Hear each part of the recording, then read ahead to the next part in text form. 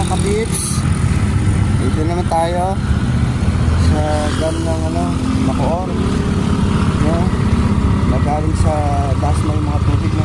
So ito ngayon siya, pagkatapos ng tag-ulan, wala na, umupa na, no? Ayan, diba? Ang laki niyan. So ang laki nito, no, mga kapips. Ito nyo naman, grabe ang lawak, no? So pupunta tayo ng banda. Tingnan natin yan. Nakikita nyo bumagyo, napakalaki ng nito, baka punong-puno ito, no?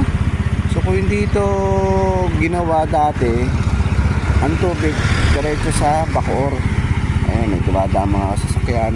Pwede kayo dumaan dito, shortcut to eh, no? Kayo nata-traffic, galing kayo ng dito kayo dumaan sa may Camellia, dating Camellia, no? Tapos yan ang shortcut, no? Ayun, no? So makikita nyo naman gaano kalawak, no? So apat tayo, makita nyo yan. Tingnan nyo, nung umuulan, napakalaki ng ito, baka talagang buhos tubig dito. Makita nyo, no? No? Yan, kita nyo naman, no? Pinakita ko lang sa inyo mga kapips, no? Ang lawak ng dam na to, no? Ito yung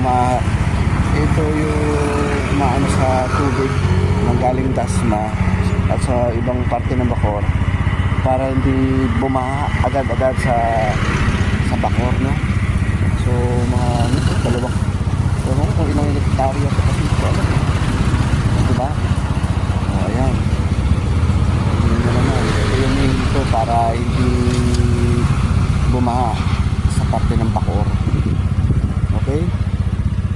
Like and subscribe sa mga pips, ha, para marami tayong ma-share pa, no, at matulungan. Salamat.